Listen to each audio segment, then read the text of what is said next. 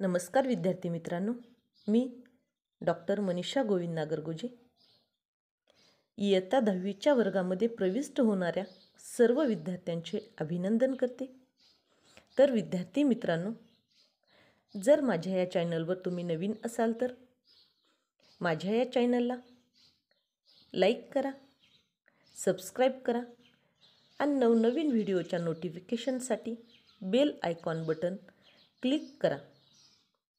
चला तर मग प्रत्यक्षामध्ये आज आपण विज्ञान आणि तंत्रज्ञान भाग 1 या पाठ्यपुस्तकामध्ये असणारे प्रकरण पहिले, गुरुत्वाकर्षण या घटकाचा अभ्यास पाहणार आहोत.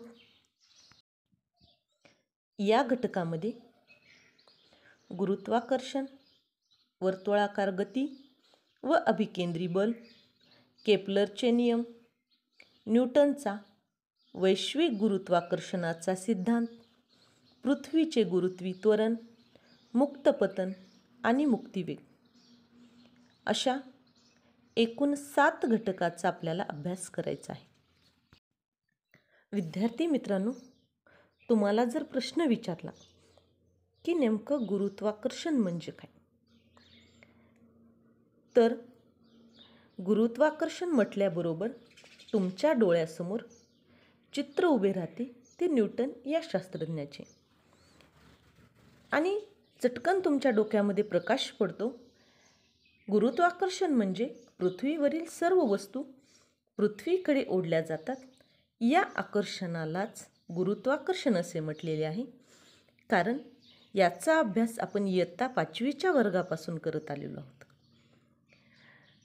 तर गुरुत्वाकर्षण पाठाला सुरुवात करण्यापूर्वी थोडक्यामध्ये आपण न्यूटन या शास्त्रज्ञांचा परिचय आणि त्यांनी गुरुत्वाकर्षण संदर्भाने कोणकोणत्या संकल्पना मांडलेल्या आहेत हे पाहूयात. विद्यार्थी मित्रांनो, सर आयझॅक न्यूटन यांनी गुरुत्वाकर्षण या आकर्षक बलाचा अभ्यास करून गुरुत्वाकर्षणाचा नियमाचा शोध हा 1887मध्ये लावला. न्यूटननं गती आणि गुरुत्वाकर्षणाचा शोध लावलेला आहे आणि न्यूटनचा हा शोध हे आजच्या आधुनिक युगाचा पाया समजला जातो. न्यूटन यांचा जन्म इंग्लंडमधील लिंकनशायरमधील वुल्सथॉर्प या ठिकाणी 4 जानेवारी 1642 रोजी झाला आणि सध्या प्रचलित असलेल्या कालगणनेनुसार न्यूटनचा जन्म हा 4 जानेवारीचा, परंतु तत्कालीन दिनदर्शिकेनुसार तो ख्रिसमसच्या दिवशी म्हणजेच 25 डिसेंबरला न्यूटन यांचा जन्म झालेला आहे. हे पहा विद्यार्थी मित्रांनो, लिंकनशायरच्या वुल्सथॉर्प या गावात न्यूटनचा जन्म झाला होता. त्या ठिकाणी असलेले न्यूटनच्या घराचे हे चित्र आहे. विद्यार्थी मित्रांनो, गुरुत्वाकर्षणाचा शोध म्हणजेच सफरचंदाच्या कथेचा असणारा जन्म. तर पहा विद्यार्थी मित्रांनो, सफरचंदाच्या कथेचा जन्म म्हणजे नेमकं काय. तुम्ही कथा ऐकली आहे की न्यूटन एकदा सफरचंदाच्या झाडाखाली बसले होते.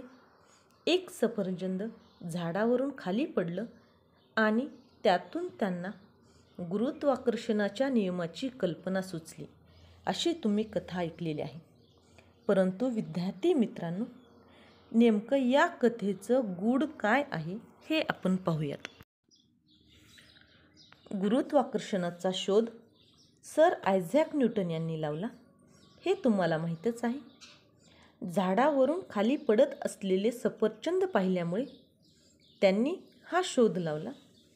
त्यांना प्रश्न पडला की सर्व सफरचंदे क्षितिजलंब दिशेने सरळ खालीच का पडतात, तिरकी का पडत नाहीत किंवा क्षितिज समान रेषेत का जात नाहीत. बऱ्याच विचारांती त्यांनी निष्कर्ष काढला की पृथ्वी सफरचंदाला स्वतःकडे आकर्षित करीत असेल व या आकर्षण बलाची दिशा पृथ्वीच्या केंद्राकडे असेल. झाडावरील सफरचंदापासून पृथ्वीच्या केंद्राकडे जाणारी दिशा ही क्षितिजलंब असल्याने सफरचंद झाडावरून क्षितिजलंब दिशेने खाली पडते. न्यूटनने विचार केला की जर का हे बल वेगवेगळ्या उंचीवर असलेल्या सफरचंदावर प्रयुक्त होत असेल तर ते सफरचंदाहून बऱ्याच अधिक उंचीवर पृथ्वीपासून खूप दूरवर असलेल्या चंद्रासारख्या वस्तूवरही प्रयुक्त होत असेल का? तसेच सूर्य, ग्रह अशा चंद्राहून अधिक दूरवरच्या खगोलीय वस्तूवरही प्रयुक्त होत असेल का? विद्यार्थी मित्रांनो, गतीचे नियम, गतीची समीकरणे व गुरुत्वाकर्षणाचा सिद्धांत न्यूटनने आपल्या प्रिन्सिपिया नामक पुस्तकात मांडला. प्रिन्सिपिया लिहिण्यासाठी न्यूटनला 2 वर्ष लागली, पण हा ग्रंथ म्हणजे न्यूटनच्या 2 दशकाच्या चिंतनाचं फळ होतं असे म्हणतात. विद्यार्थी मित्रांनो, गुरुत्वाकर्षणानंतर आपल्याला दुसरा महत्त्वाचा मुद्दा पाहायचा आहे, तो म्हणजे वर्तुळाकार गती व अभिकेंद्री बल. तर पहा, सूर्यमालेमध्ये सूर्यभोवती इतर ग्रह फिरत असतात, तर उपग्रह आपापल्या ग्रहाभोवती फिरत असतात. त्यांची फिरण्याची गती ही वर्तुळाकार गती मानली जात असे. तर मुलांनो, तर वर्तुळाकार गती म्हणजे काय हे आपण आधी समजून घेऊयात. पहा, गोफण तुम्हाला ही चांगलीच माहिती असेल. अनेक वेळा तुम्ही गोल गोल फिरून तिला गती दिली असेल आणि तीच वर्तुळाकार गती आहे.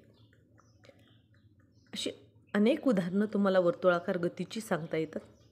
सायकलचं चाक असेल, फिरणारा पंखा असेल.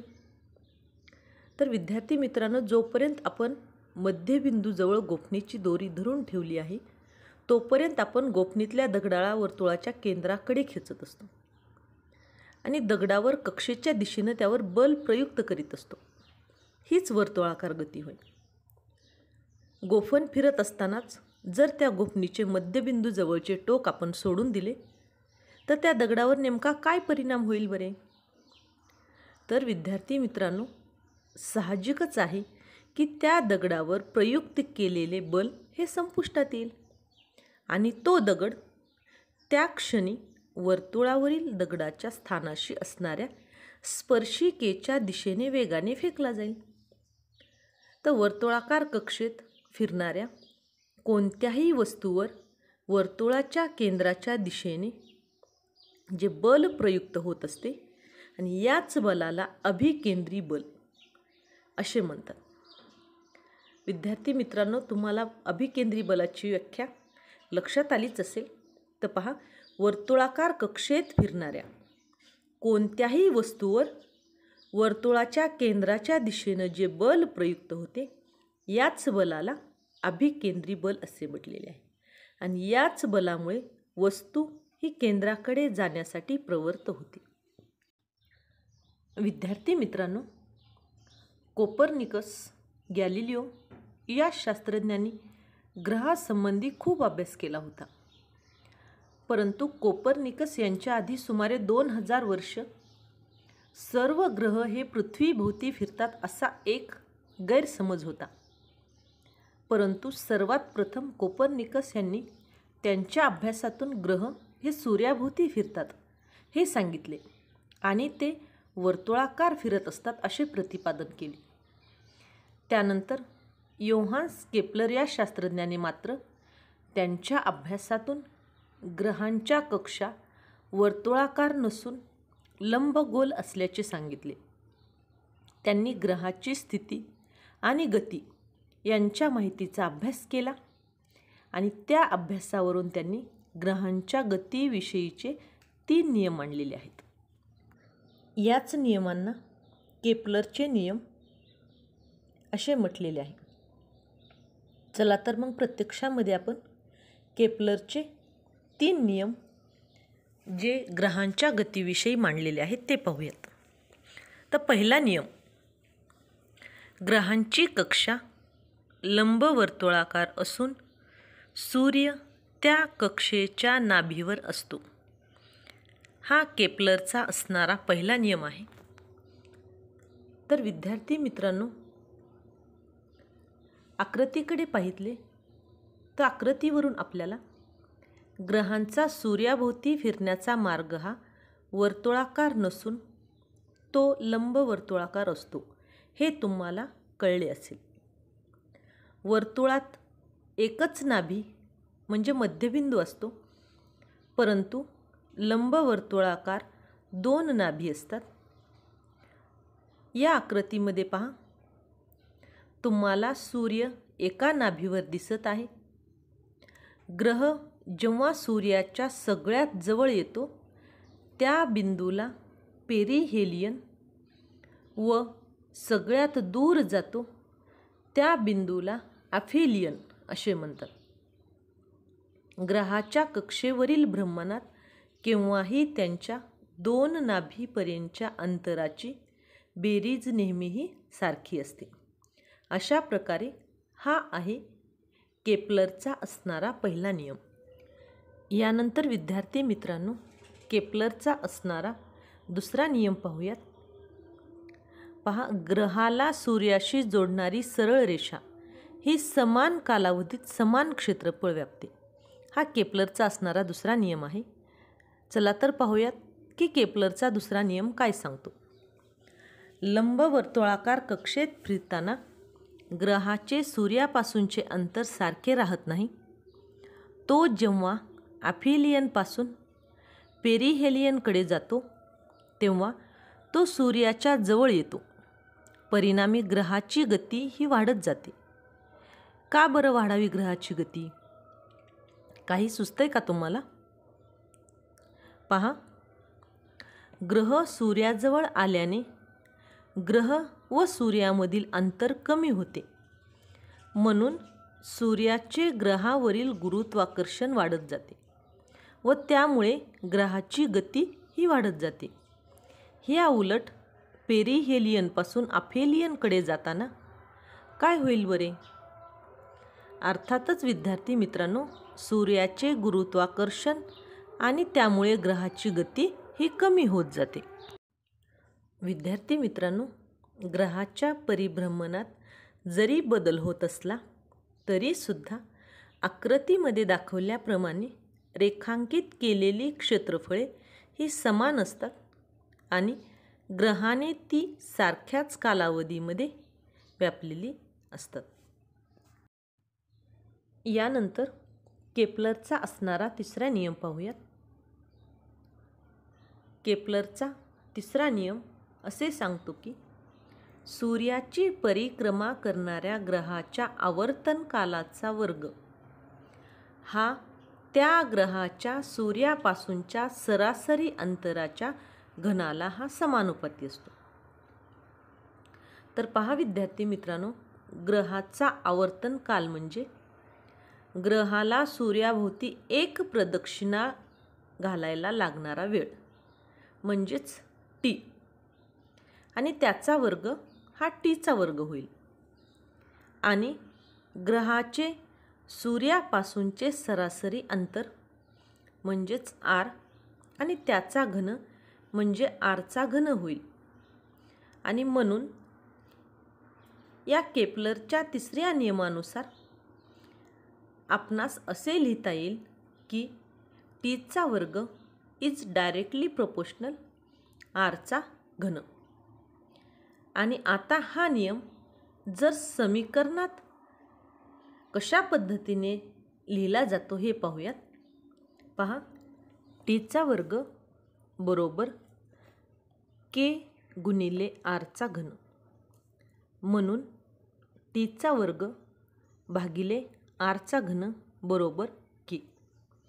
या ठिकाणी के हा स्थिर असतो. के हा स्थिर असतो म्हणजेच केची किंमत सर्व ग्रहांसाठी जवळपास ही सारखीच असते. यानंतर विद्यार्थी मित्रांनो, आपण गुरुत्वाकर्षणाचा नियम म्हणजेच न्यूटनचा वैश्विक गुरुत्वाकर्षणाचा सिद्धांत याचा अभ्यास करणार आहोत.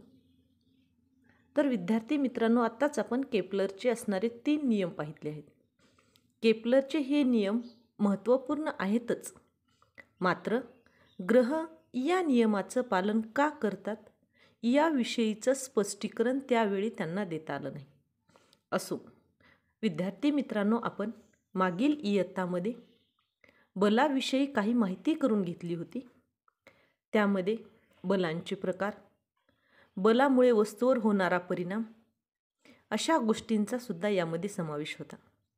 तर विद्यार्थी मित्रांनो, मला सांगा की या बलाचे कोणकोणते प्रकार आहेत किंवा बलांची कोणकोणती नावे तुम्हाला माहिती आहे.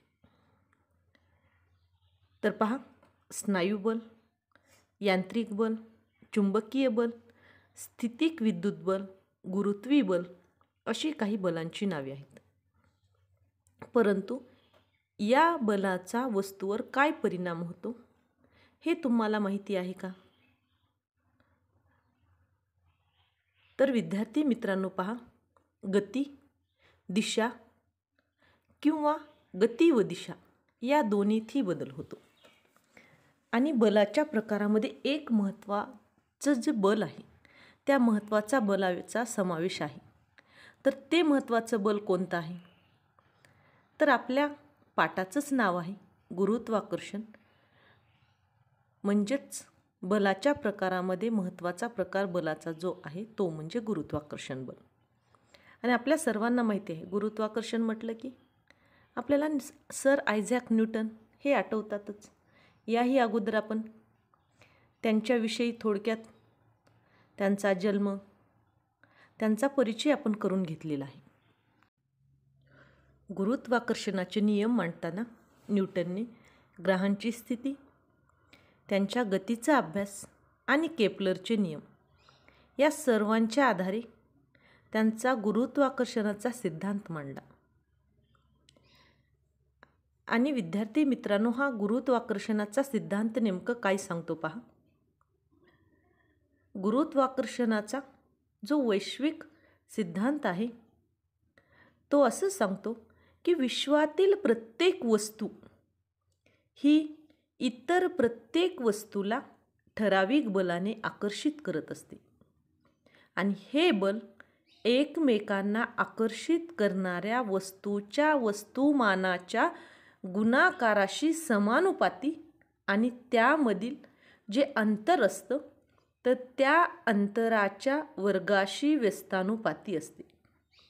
म्हणजेच याला आपल्याला सूत्रामध्ये लिहायचं म्हटलं तर force F is directly proportional m1 × m2 divided by r². म्हणजेच बल हे डायरेक्टली प्रोपोर्शनल कोणाला असतं तर दोन वस्तू ज्या आहेत तर त्या दोन वस्तूचं असणारं वस्तुमान यांच्या गुणाकाराशी समानुपाती आणि त्यांचा जो वर्ग आहे त्यांच्या अंतराच्या वर्गाला असणारं व्यस्तानुपाती असतं. म्हणजे F is equal to G × m1 × m2 divided by r² किंवा d². d म्हणजे डिस्टन्स आणि r हे सुद्धा त्याच्यामध्ये असणारं अंतरासाठीच वापरलेलं एक अक्षर आहे. तर विद्यार्थी मित्रांनो, या ठिकाणी g हा स्थिरांक असून त्यास वैश्विक गुरुत्वी स्थिरांक असे म्हटलेलं आहे. तर विद्यार्थी मित्रांनो, आता पहा, या ठिकाणी दोन वस्तू दिलेल्या आहेत. ज्यावेळेस एखाद्या वस्तूचं वस्तुमान दुप्पट केले जाईल त्यावेळेस नेमका काय बदल होतो पहा. दोन वस्तूपैकी जर एका वस्तूचे वस्तुमान दुप्पट केले तर या नियमाप्रमाणे त्यांच्यामधील गुरुत्वी बल हे सुद्धा दुप्पट होईल. तसेच त्या दोन वस्तूमधील अंतर दुप्पट केले तर बल हे 1/4 होईल. म्हणजेच दोन्ही वस्तू ह्या गोलाकृती असतील तर त्यांच्यामधील बल हे त्यांच्या केंद्राला जोडणाऱ्या सरळ रेषेत असते व त्या केंद्रांना जोडणाऱ्या त्या रेषाखंडाची असणारी लांबी ही त्यांच्यामधील अंतर म्हणून धरली जाते. जर त्या वस्तू गोल वा नियमित आकाराच्या म्हणजे रेग्युलर शेपमध्ये नसतील तर बल त्यांच्या वस्तुमान केंद्रांना सेंटर ऑफ मास वस्तुमान केंद्रांना जोडणाऱ्या रेषांच्या दिशेत असते व डी साठी त्या रेषाखंडाची लांबी ही घेतली जाते. यानंतरचा घटक एक समान वर्तुळाकार गती किंवा अभिकेंद्री बलाचे परिणाम. त्याचबरोबर पृथ्वीचे असणारे गुरुत्वी बल, पृथ्वीचे गुरुत्व त्वरण, वस्तुमान व वजन आणि मुक्तपतन याचा अभ्यास आपण पुढील व्हिडिओमध्ये करणार आहोत. धन्यवाद.